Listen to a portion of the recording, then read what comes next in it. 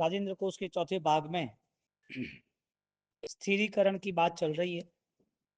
हरिभद्र सूरी महाराजा जिनके 444 ग्रंथ की रचना इसी भाव से हुई है, उनकी जागृति ज्ञान के कारण आई, और वो ज्ञान जब एब्सेंट रहा, ज्ञान का अभाव व्यवहार में रहा, तब वही ज्ञान उनके लिए ऑलरेडी प्रायश्चित के लिए काम का लगा। अब देखने जाओ तो ज्ञान के द्वारा आगे निकल गए थे, लेकिन ज्ञान का अभाव रहा तो बहुत सारा पाप सिर पर आ गया, और उनके सिर पर ये पाप आने के बाद गुरु महाराज ने पहले दिन से ही दीर्घ दृष्टि से ही उनका भविष्य नाप लिया था। ऐसी कोई घटना घट गई कि जिसके कारण उनके 1444 ग्रंथ का निर्माण करना पड़ा। उनके दो शिष्य हंस और परमहंस दोनों शिष्य रहे, दोनों को पढ़ाई की। ललित विस्तरा नाम का जो ग्रंथ है वो पूरा नमुत्थुणम का बहुत ही सारा अर्थ सबर, यानी कि बहुत सारे डिटेल्स है। तो जो नमुत्थुणम हम बोलते हैं उसमें फर्स्ट अरिहंताणम भगवंताणम आया, तो उनके डाउट्स रहे कि अरिहंताणम यानी क्या, भगवान यानी क्या। अब इतने स्टडी करने के बाद जब उसकी स्टडी हाई होती है, तब हरिभद्र सूरी महाराज जो जिन प्रतिमा, जिन मंदिर, जिन धर्म, जिन कुल, जिन दर्शन, जिन सिद्धांत, कुछ भी मानने के लिए तैयार नहीं थे। और जैन धर्म कोई व्यक्तिगत नहीं है, कोई क्रिया पे टिका हुआ नहीं है, न कोई किसी ने अपना लिया और उसका हो गया है। जैन दर्शन स्वतंत्र है, और जैन दर्शन कोई भी व्यक्ति कहीं से भी अपना सकता है। जैन दर्शन यानी कि आपकी आत्मा को स्वतंत्र बनाने का रास्ता मिलता है, वो जैन है। और यदि आत्मा बंधन में रहती है और परिभ्रमण बढ़ता रहता है, तो वो नौकर का भी अधिकारी नहीं बनता है, क्योंकि मन के स्तर पर सब पाप प्रणाशु नहीं है, सर्व पापों का नाश नहीं, सब पाप वृद्धि करा, सर्व पाप की वृद्धि होती है, और वो वृद्धि के कारण वो प्लान नहीं कर पाए। तो जो ऊपर से मन हमारा तैयार हुआ है, ऊपरी विचारों से हम जितने भी आराधना कर रहे हैं या जो कि जीवन व्यतीत कर रहे हैं, लेकिन जहन में अंदर कुछ पल रहा है, अंदर की जो आग है वो हमें दिखाई नहीं दे रही है, और कभी भी वो भड़क जाती है। आग छोटी होती है और पेट्रोल डाल दिया तो जैसे एक रेत है रेगिस्तान की, उसमें कितनी भी आग लगाओ आग नहीं लगेगी। रेगिस्तान की रेत पर तुम आग डाल दो, आग नहीं लगेगी, लेकिन उस रेत में पेट्रोल मिक्स कर दो तो भी इतना इफेक्ट नहीं रहेगा। वापिस पेट्रोल जो है उसको और ज्यादा थिकनेस वाला बना दो, बर्फ बना दो पेट्रोल को 100 साल के लिए फ्रीजर में रख दो, 100 साल के लिए, और इतनी बड़ी फैक्ट्री में ऑलरेडी 1000 लीटर पेट्रोल रख दो, और वो पेट्रोल पूरा बर्फ हो जाता है। बर्फ होने के बाद 100 साल के बाद वो जलना नहीं चाहिए कि जलना चाहिए, बर्फ है तब तक नहीं जलेगा, लेकिन जैसे वो पिघला तुरंत ही उसका लिक्विड फॉर्म्स ऑलरेडी फायर है, वो जलना ही जलना है। 100 साल तक जिसकी प्रोसेस बर्फ के साथ रहने की हुई है, 100 साल तक जो चीज जली नहीं है, वो 100 साल में जैसे धूप में रखा पिघलने लगा, तुरंत पेट्रोल का लिक्विड बाहर आएगा, और छोटी सी माचिस की तिनका, हाँ, छोटी सी आग पूरे 100 लीटर को भड़काएगा कि नहीं भड़काएगा। यानी के अंदर छिपी हुई जितनी भी आग है हमारी, एक रेगिस्तान में आग लगाओ तो भी लगने वाली नहीं है, और एक पेट्रोल को 100 साल तक बर्फ बनाने के बाद भी आग तब लगाओ तो नहीं लगेगी, इसका मतलब ये नहीं है कि वहां आग नहीं है। फायर तो ऑलरेडी तुम थोड़ा टाइम जाने दो, थोड़ा पिघलने दो, ऑटोमेटिक आग लगने वाली है। स्वभाव जो है, जो क्वालिटी है, वो चेंज नहीं हुई है। हमारी ऊपरी जो स्थिति है वो कॉन्शियस की है, और भीतर की स्थिति है वो सब कॉन्शियस की है। तो सब कॉन्शियस की कंडीशन में हमारे अंदर पूर्व भव के बहुत सारे कसायों को, बहुत सारी दुर्बुद्धियों को, बहुत सारी गलतियों को, बहुत सारे अपराधों को हमने स्थान दे दिया है, और उस समय पर स्थान रहने वाला था। वजह यह थी कि उस समय हमारे पास कोई सिचुएशन नहीं थी, उसके अलावा एक हिरण का भव है, और हिरण के भव में पीछे से शेर उसको मार रहा है, वो दौड़ रहे हैं, हिरण दौड़ रहा है, भय, मुझे बचना है। तो वो भय कैसे निर्मित हुआ, वो भय में हमारे पास ज्ञान कौन सा था, ऐसा तो था नहीं ना कि भाई कुछ नहीं, बहुत सारी जिंदगी जी लिए, अब हम यहाँ बैठ जाते हैं, शेर को खाना हो तो खा ले। हिरण मौत के कगार पर है, फिर भी वो ऑलरेडी अपना बचाव करते हैं। यानी कि एक हिरण का एग्जांपल, छोटी चींटी ले लो, छोटा मच्छर ले लो, मच्छर आपके हाथ में बैठा है, आप फूंक मारो वो चला जाएगा, उसको भी ऑलरेडी जीना है, उसको डर लग रहा है, उसको लग रहा है कि मेरे पर कोई प्रहार कर रहा है। चींटी जो है उसको भी यदि तुमने फूंक मार दी या तुमने छू लिया तो उसकी मूवमेंट बढ़ जाएगी और फुल एनर्जी के साथ कहीं ना कहीं रास्ता खोजेगी। इसका मतलब ये हुआ कि जो चेतना है वो मूवेबल है, जो शक्ति है अंदर की आत्मा की वो मूवेबल है, लेकिन वो शक्ति अभी एक्टिवेट नहीं है। शक्ति अंदर है, सक्रिय हो सकती है, लेकिन वो शक्ति आज सक्रिय नहीं हो रही है। इसका मतलब यह हुआ कि जो हिरण के भाव में, छोटी छोटी चींटियों के भाव में, छोटे जीवन में हमें सारे संस्कार पाल के हम यहाँ आए हैं। जब चांस नहीं था, हिरण के भाव का डर आज बैठा है, मच्छर के भाव का डर आज बैठा है, सांप के जीवन के अंदर सांप को रात को खाने के लिए निकले और सांप अपनी लोभ लालच के कारण वो खाना मिलना जरूरी है और खाना मिले उसके लिए चूहे को गल देता है, दूसरे छोटे पक्षी जानवर को गल देता है। तो जंगलों में तो मत्स्य गलागल न्याय है, मत्स्य गलागल न्याय, बड़ा मछला छोटे मछले को खाता है, छोटा मछला और छोटे मछले खाते। तो जंगल में वो शिकार के लिए निकलता है, शिकार पे निकलते निकलते नहीं मिलना शिकार, भूखा रहना, वो जो लालच थी, भूख की जो अवस्था थी, खाने के लिए जो लालसा और राग था, वो संस्कार आज लेके आए। यानी कि हमारी बात इतनी चल रही है कि कॉन्शियस सब कॉन्शियस में क्या है, ऊपरी विचार जो है वो क्या वास्तविक है। आपको खुद को 15 मिनट ध्यान करना है रोज, सज्जाए संदिशाओं सज्जाए करूं, ये पावरफुल मीनिंग है और ये ही रिजल्ट है। हमारी बाहर की स्थिति बदले उसमें हमें रस है, भीतरी स्थिति के परिवर्तन में हमें रस नहीं, क्योंकि हम उस चीज को देख ना सके और देख सके तो मूल्य ना कर सके और मूल्य कर सके तो रक्षा ना कर सके।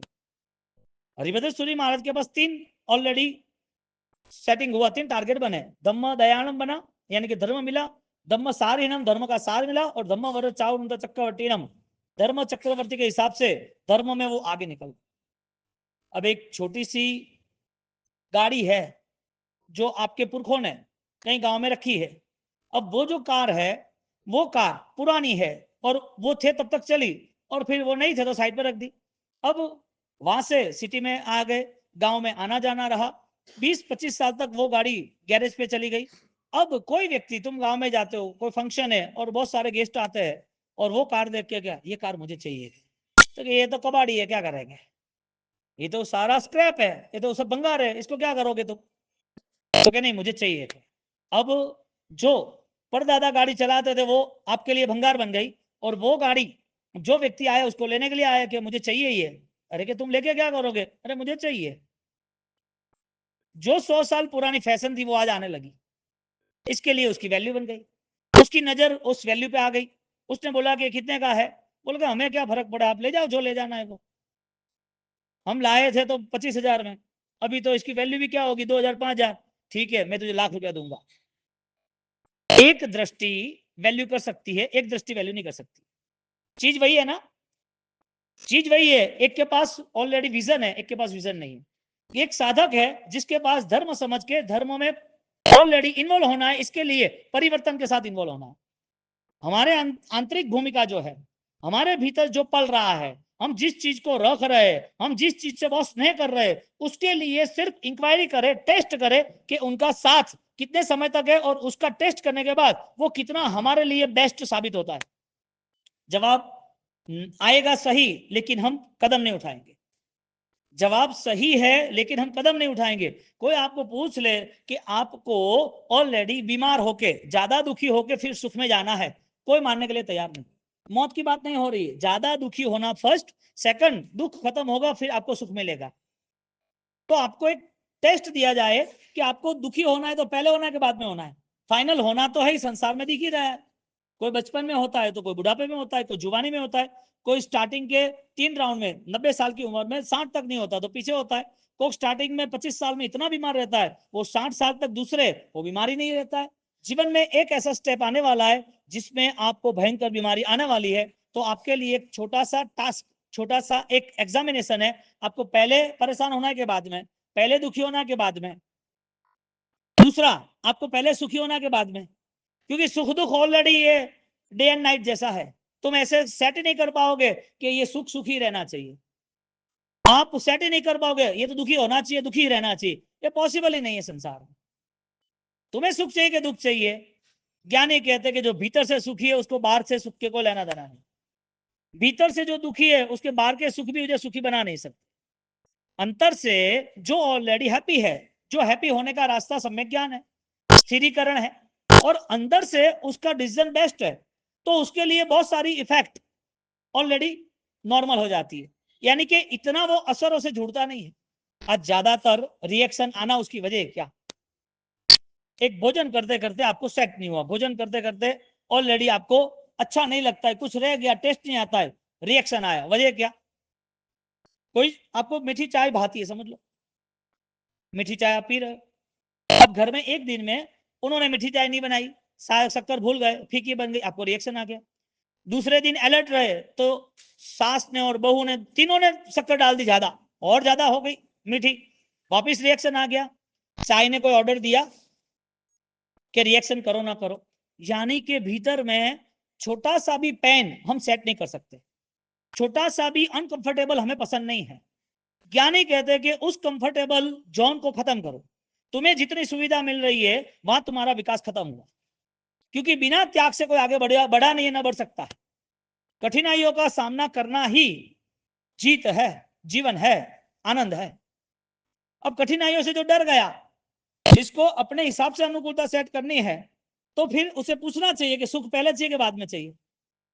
आप जो सोचोगे वो नहीं होने वाला, पहले समझ लो आप। लेकिन आप यदि सोचते हो कि मुझे सुख चाहिए तो उसका भी रास्ता है, आप सोचोगे कि मुझे दुख नहीं चाहिए तो उसका भी रास्ता है। आप कुछ नहीं सोचोगे तो कर्म ऑलरेडी सारे रास्ते सेट कर देगा। आप कुछ मत सोचो, कर्म सेट कर देगा। जानवर बनना है, तुमने सोचा था, जानवर बन के आए कि नहीं आए? ये सोच बन रही है, ये नहीं बन रही है। जानवर नहीं बनना है वो सोच है, जानवर की दुनिया से आए वो सोचना नहीं हमें। आर्त ध्यान की स्थिति जो है, डिस्टर्ब जो माइंड है, हर बार किसी के प्रति कोई ना कोई चीजों की इच्छा हो रही है, हमारे हिसाब से सब वेल सेट होना चाहिए। ये जो थॉट्स है वो फाइनली ऑलरेडी जानवर की, एनिमल्स की दुनिया का रिजर्वेशन है। इसे शास्त्रकार ने आर्त ध्यान कहा है, मानने के लिए तैयार नहीं हम कोई हिसाब से मानने के लिए तैयार नहीं। सपना बनाते हैं कि बच्चे बड़े होंगे, मस्त गाड़ी बंगला लेंगे, बढ़िया शोरूम बनाएंगे, बढ़िया बैंक बैलेंस हो गए, पापा का, दादा का, परदादा का, परदादा का, सबका सपना पूरा करेंगे। थारो तो भरोसा है नहीं, कहना सपना पूरा करे। ये आर्त ध्यान है। तुम कौन से सपने की बात कर रहे हो? तुम्हारा भावना से आप जुड़े हो या संसार की अनित्य भावनाओं से जुड़े हो? तुम्हें किस लोगों का ऑलरेडी ज्यादा मन हो रहा है, राग हो रहा है, किस लोगों के प्रति आपका स्नेह ज्यादा है, और उनके लिए क्या क्या सपने सजाए आपने? ये सारे राग भाव या तो वो द्वेष भाव, वो आर्त ध्यान का लक्षण है। और आर्त ध्यान वाला व्यक्ति कितने भी श्रेष्ठ क्रिया करे, वो ऊपरी क्रिया है। भीतर में जो आग जल रही है, जो पेट्रोल को 100 साल से भी बर्फ में रखा है, तुम कभी भी उसको बाहर निकालो, उसमें से आग जाने वाली नहीं है।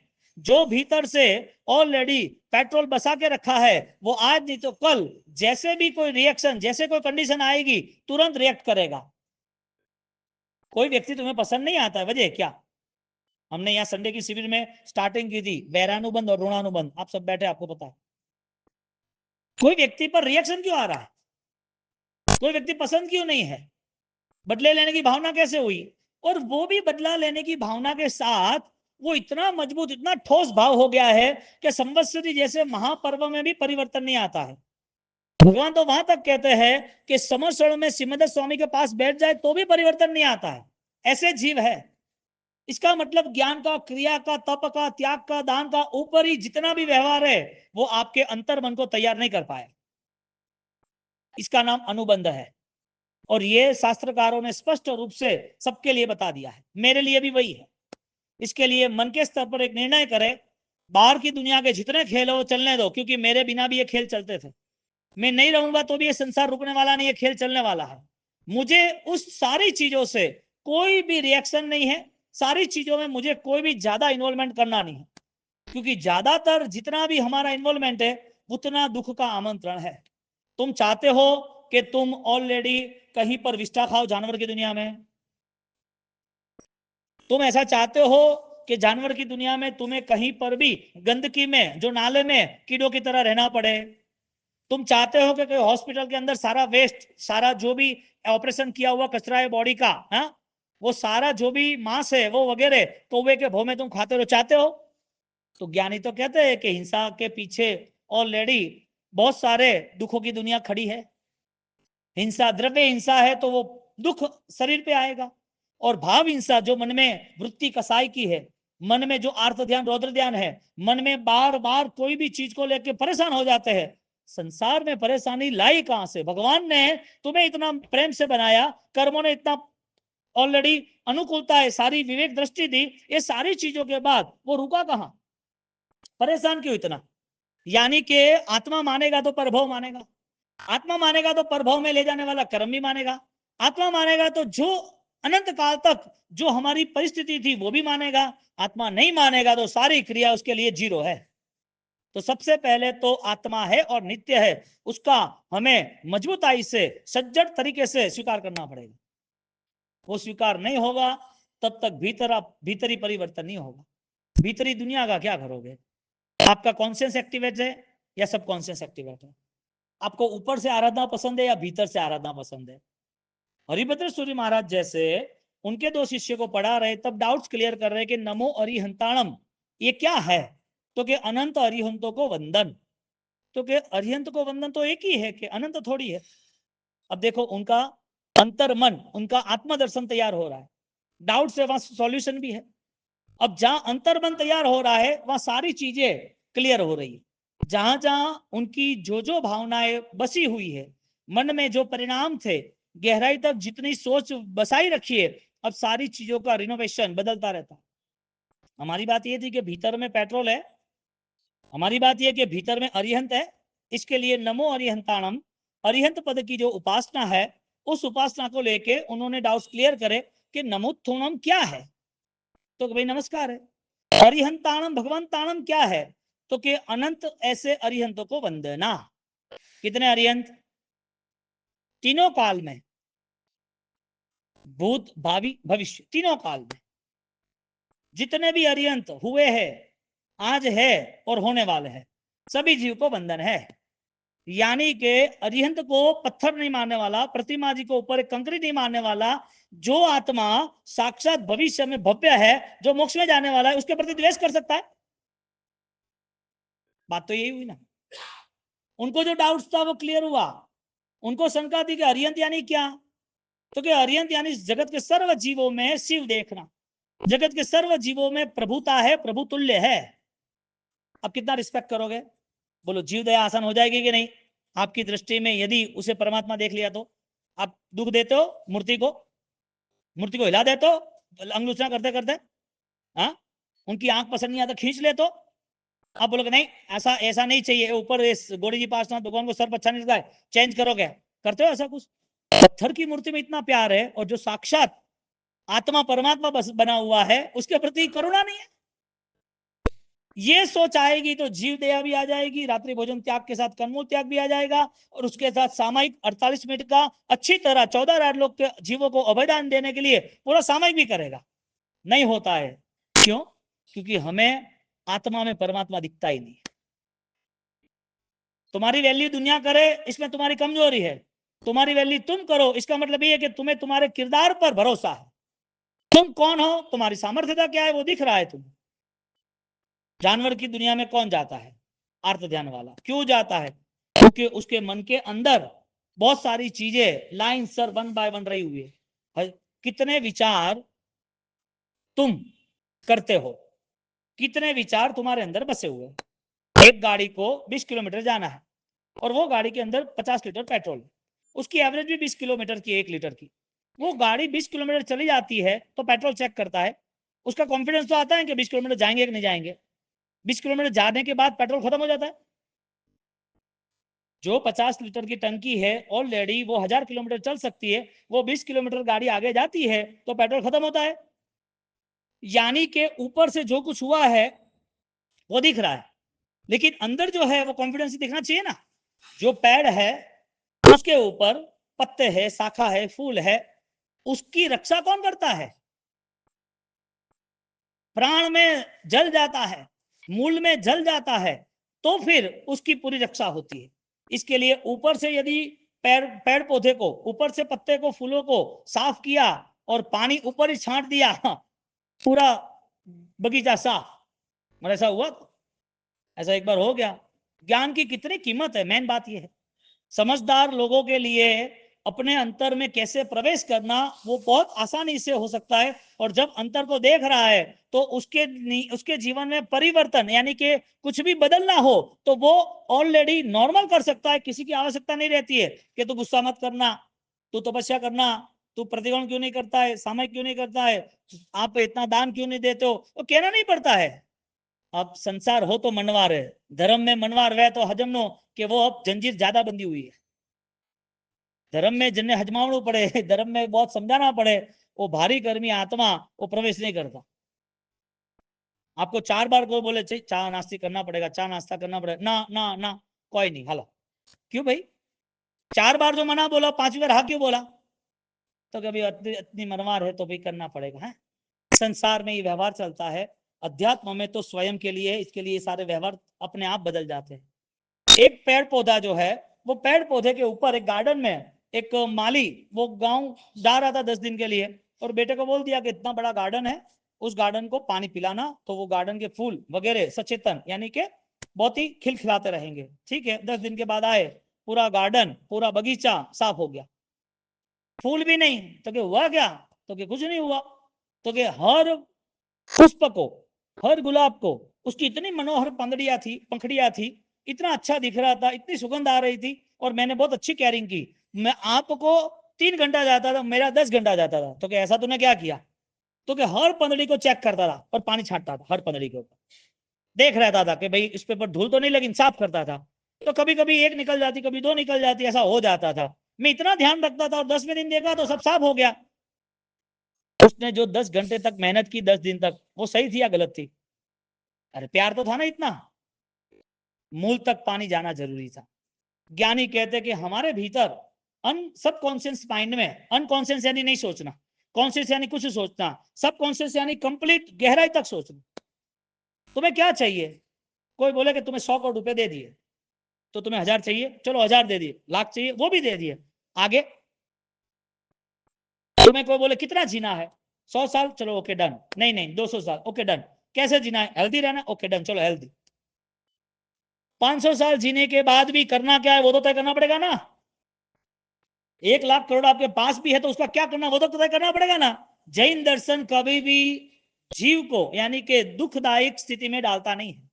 जैन दर्शन सोचने वाला वो परम वैराग्य में, परम त्याग में आगे बढ़ता रहता है। और नहीं है तो टीला तबका और राखी का कोई धर्म ही नहीं है। तुम टीले लगा लो, टीले दूसरे लगा दो। इतनी कठिन बातें जो आपके सामने हो रही है वो सीधे आपके मन को ऑलरेडी अटैक कर रही है। क्योंकि पूजा करेंगे तो ही धर्म होगा, वो हम समझ के बैठे। हम भगवान के पास हम बैठ गए, खमासना दे दिया, माला किया, वो धर्म है, वो समझ के बैठे। तो बाहर की जो भी स्थिति हमें इतनी अच्छी लग रही है, अच्छी तरह हम ऑलरेडी सब कुछ कर रहे हैं, तो हमारे भीतर जो पड़ रहा है उसका ऑलरेडी ऑपरेशन कौन करेगा? भगवान साक्षात भी हमारी निश्चय दृष्टि को बदल नहीं सकते, हमारे भीतर को परिवर्तन नहीं ला सकते। भगवान खुद आएंगे तो भी, क्योंकि हमें स्वीकारना ही नहीं है। वो गार्डन पूरा साफ हो गया, होना ही था ना। क्यों भाई? इतनी अच्छी क्रिया के बाद भी उसको असमाधि क्यों रहती है? धर्म करने वाला मन से अशांत क्यों रहता है?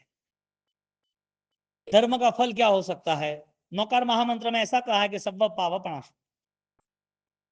धर्म का फल क्या होता है कि मुझे सर्व पापों का नाश करना है। तम निंदे तमचा गरियामी, मेरे से जो भी जाने अनजाने विराधना हुई है ते सभी हूं मन वचन काया करी मिच्छामी दुक्कड़म। 84 लाख जीवा योनि माहे, 18 पापों में जे पाप सेवी हो तेनु मिच्छामी दुक्कड़म। ये कौन बोलता है, क्यों बोलता है?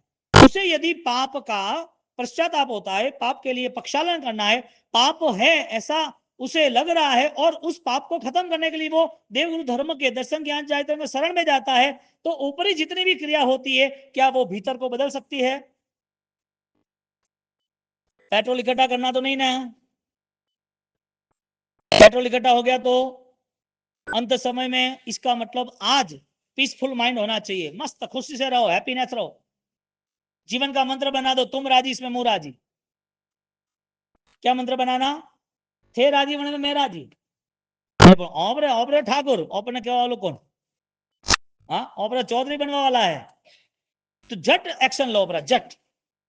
आप देखना, ट्राई करना कि आपको कोई कुछ बोल रहा है, या तो आपके पीछे कोई बोल रहा है या आपकी कोई गलत बात कोई मार्केट में कर रहा है, आपको क्या इफेक्ट हो रही है।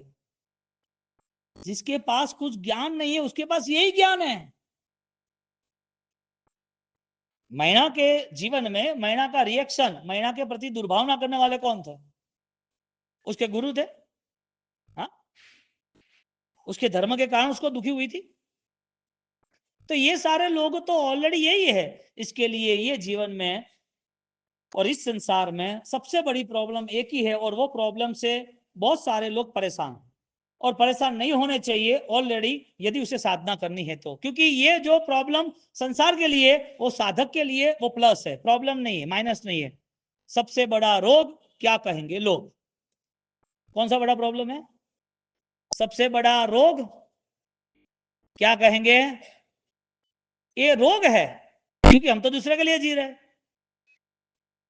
जैसे पब्लिक इकट्ठी हो गई, बस एकदम मंदिर में खमासना बढ़िया हो जाएगा, मंदिर में माला बढ़िया हो जाएगी, व्याख्यान बढ़िया हो जाएगा, और जैसे कोई नहीं दिखा तुम पूरा करोगे, बात खत्म। किसके लिए हो रहा है? पब्लिक है, चलो इसके लिए अच्छा करो, उनको अच्छा लगेगा, उनको देखेंगे तो। कोई घर में मेहमान आएगा और पता चलेगा कि मेहमान आने वाले, तो मंदिर जाके आते हैं, आवे तो फोन कर दोगे, फोन कर दो, गए वो तो मंदिर है, उनको भी लगना चाहिए कि वो आराधक है। ये पूरा थॉट्स प्रोसेस है। हमें ये सारी ऊपरी चीजें क्यों पसंद है? ये करना ही है, दिल से क्यों ना करे, बात इतनी। हम दिल से क्यों नहीं कर सके? जरूरी है कि किसी के सामने घर में खुश रहना, अच्छी बातें करना, अच्छे कपड़े पहनना, अच्छी तरह खान पान करना, अच्छी व्यवहार करना, किसी के सामने करना कि नेचुरल होना चाहिए? होता नहीं है। क्यों भाई?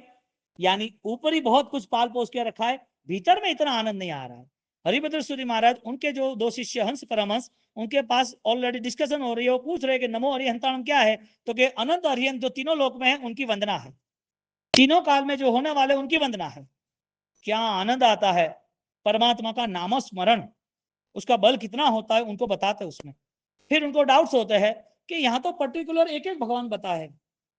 उसमें टीका जो दूसरी संस्कृत की डेफिनेशन है उसमें बताया है कि इस दुनिया में एक ही ईश्वर है, अद्वैतवाद। 6 दर्शन है टोटल, कितने हैं आपको पल्ले पड़े कि नहीं पड़े ठा नहीं मने।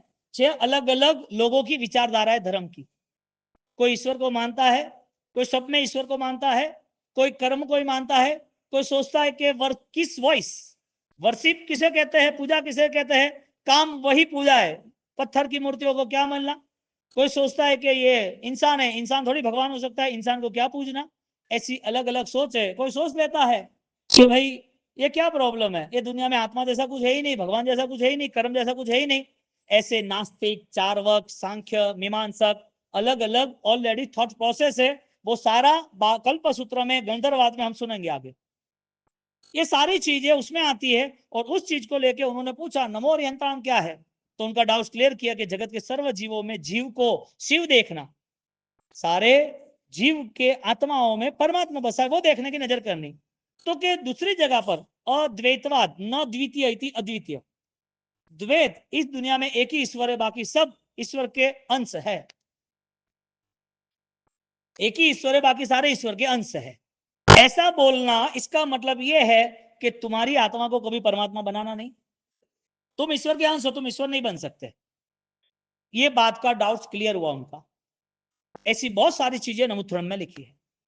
रोशनी और रोशनी की किरण है, वो अलग है कि एक है। एक दिया है यहाँ जल रहा है, वो दिया यहाँ पर फोटो पे पड़ रहा है, तो वो दिया है कि फोटो की रोशनी है, दिया की रोशनी है। एक दीपक है, उसकी बैटरी समझ लो, एक बैटरी हाथ में है और उसका प्रकाश 20 फुट दूर जा रहा है, 25 फुट दूर जा रहा है। बैटरी हाथ में है और प्रकाश वहां जा रहा है, तो प्रकाश वो बैटरी है कि बैटरी अलग है? सूर्य जो है उसकी किरण आ रही है, एक किरण से भी पता चलता है कि सूर्य, सूर्य और किरण एक है कि अलग है? अलग है। सूर्य अलग है, उसकी जो रोशनी अलग है, उसकी जो किरण है अलग है। दीपक जहां है वहीं है, लेकिन उसकी रोशनी दूर तक जा सकती है, बैटरी की रोशनी, लाइट ज्यादा दूर जा सकती है। आत्मा ऑलरेडी वेरी ब्राइटनेस, बहुत ही प्रकाशमान, अनंत ज्ञान दर्शन चारित्र से युक्त है। लेकिन उस आत्मा को यदि ईश्वर का स्वरूप मान लिया, यानी कि ईश्वर का अंश मान लिया तो उस आत्मा को भगवान नहीं बनना। मैं ये 5 मिनट की बात कर रहा हूं तो भी तुम्हें हैवी लग रही है। एग्जाम्पल 4-5 देने पड़ते हैं। ये सारे डाउट्स क्लियर हुए उनके। इसका मतलब एक ईश्वर को जो मान लिया तो अपने आत्मा को ईश्वर नहीं मानना। या तो नमो अरिहंताणम नमो सिद्धाणम, अनंत अनंत सिद्धात्मा सिद्धगिरी राज पर हुए, सिद्ध शिला में अनंत अनंत आत्मा बैठी है। इसका मतलब ये है हर कोई व्यक्ति संसार से मुक्त हो सकता है। संसार से मुक्त होने का रास्ता कर्म बंध का और रेडिक्शय है, आत्मा का विकास है। ये सारी चीजें सोचते सोचते वो आगे निकले। इतना विशाल ज्ञान जो अरिहंत को नहीं मानने वाले। तो हमारी मूल बात ये चल रही है कि हमारे सब कॉन्शियस में क्या पल रहा है। हरिभद्र सूरी महाराज ने बहुत सारी चीजें कवर की, बहुत सारी कवर की। अब एक पल ऐसा आ गया कि उसके सब कॉन्शियस में ज्ञान के बाद भी जो आवेश था पहले का वो पकड़ लिया उसको। स्थिरीकरण की बात चल रही है। अब स्थिरीकरण परफेक्शन है या नहीं है? क्योंकि धम्मदायणम धम्म दिया, धम्म सारिणम धर्म के सार को भी ऑलरेडी चेक कर लिया कि हाँ ये धर्म का सार है, लगातार उस पर आगे बढ़ते रहे। धर्म के सार में निमित्त और उपादान दोनों को आगे लेके गए। और जब धम्म चवर चावरंत चक्रवर्तीणम, धर्म का साम्राज्य क्या है वहां तक वो पहुंच गए। और ऐसे हरिभद्र सूरी महाराज उनका स्थिरीकरण डाउन हुआ, यानी कि धर्म से थोड़े पीछे हट गए। तब ज्ञान दशा ने, सम्यक दर्शन ने, सम्यक ज्ञान ने उनको पकड़ लिया। आपके पास ऐसा कोई बलवान शस्त्र, बलवान हिस्सा होना चाहिए जो आपको आपके साथ जुड़े रखे, आपका परिचय आपको ध्यान में रखे। दिन में 50 बार सोचना है कि मेरी आत्मा का ये स्वरूप है, इस रिएक्शन में मुझे नहीं जोड़ना है। ऐसा ज्ञान, मेरी आत्मा का स्वरूप शुद्ध है, मुझे अशुद्ध इससे नहीं जुड़ना है। और जितने दिन भर रिएक्शन आएंगे सब छूट जाएंगे। चाय मीठी है कि फीकी है, लेना ना देना। फीकी चाय पी लो ना, वो पियेंगे तो दिन भर सोचते रहेंगे ये चाय फीकी बनाई, बोलिया नहीं। सांझ का घर पे जाते हैं ना तो वो सोचते रहते कि पहले पूछू पहले पूछू पहले पूछू। और जैसे घर जाते तो आप चाय पी ली, आपने बोला नहीं फीकी है, तो क्या करे, घर है, इतने सारे काम काज होते, कभी रह जाता है। इतना नॉर्मल आंसर दिया तो कितनी शांति रहती। दूसरे दिन से एक्यूरेट चाय बनेगी, हाँ तो बरोबर ही बनाना है। लेकिन रिएक्शन किया तो 20-20 साल में कभी कभी बन जाती, इसमें क्या रिएक्शन करना, तैयारी रखना जवाब की। हाँ होता है। यहां पर जब हरिभद्र सूरी महाराज के जीवन में जो घटना घटी वो बहुत जबरदस्त घटी। दोनों शिष्यों को पढ़ने भेजा, दोनों शिष्यों को डाउट्स हुआ कि हमारे यहाँ जितने भी ये सारे नमुथुरम सूत्र के डाउट्स है उसके वहां क्या लिखा है, यानी कि बौद्धिज्म में क्या है। तो वो बौद्धिज्म के अंदर उन्हें वो चेक करने के लिए गुरु महाराज ने उनको बोला कि भाई ये जो सारी चीजें हैं हमें जैन दर्शन से पहले मजबूत पक्का बनना है, बाद में सोचना है। तो ऐसे बहुत सारे डाउट्स थे अरिहंत परमात्मा के विषय में, कर्म के विषय में। अब बौद्धिज्म है वो तो सिर्फ यही मान देता है, उनके 4 अलग अलग शास्त्र है, त्रिपिटक है, अलग अलग ग्रंथ है उनके, और उसमें वो मान लेके बैठे हैं कि भाई आज का समय गया वो गया, आज का समय वो आप जो है वो आज नहीं हो, कल जो है वो दूसरा था, परसों वो दूसरा है। बहुत सारी मिस्टेकों के साथ चला था। इसके लिए उन्होंने सोच लिया खाना खाना है तो कोई भी खाना हो, पेट ही भरना है, हमें क्या लेना देना। इतना हाई लेवल का निश्चयाभास, हाई लेवल का ऐसा मिसगाइड हो गया कि मांस खाना भी पाप नहीं, वहां तक आ गए। इसके लिए आज बौद्धिज्म में बहुत संत को देखोगे तो दिखेगा अच्छा, वो देखेगा करुणा है, ध्यान है, पालन है। लेकिन आचार की स्थिति में देखेगा तो क्या आचार का क्या काम है, आचार के उपकारी थोड़ी है तो ज्ञानी उपकारी ना। ऐसा रिएक्शन, ज्ञान उपकारी है तो खाना क्यों खाते हो, वो गोबर ही खाओ ना, क्या फर्क पड़ता है। कोई बोलता है ज्ञान उपकारी है, ज्ञान यानी सब कुछ है, नॉर्मल है, संस्कार क्यों बताए, खाने खाने में विवेक क्यों बताया कि ये खाना ही नहीं खाना। तो यहां पर उनके 2 शिष्य थे, वो पढ़ने गए वहां पर और पढ़ाई करते, लेकिन साइलेंटली, गुप्त वेश में। और वहां पर एक बड़ी घटना घटी। उस घटना के अंदर सिर पर मौत आ गई। इतना भयंकर प्रॉब्लम हुआ, और वो प्रॉब्लम को वो ऑलरेडी शेयर तो करते रहे, लेकिन उनके मन में भी बहुत दुख था। वो भी ऑलरेडी पढ़ते पढ़ते अनबैलेंसिंग हो गए। स्थिरीकरण उसे बैलेंस में लाता है। क्या क्या घटना हुई है।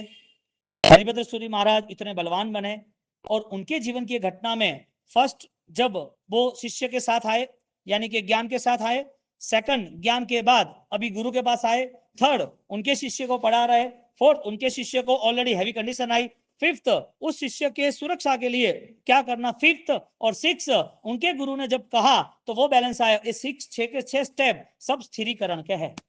और ये हरिभद्र सूरी महाराज की ये जो कथा है, यानी स्थिरीकरण का जो भाव है, उसको लेके हम आगे बढ़े।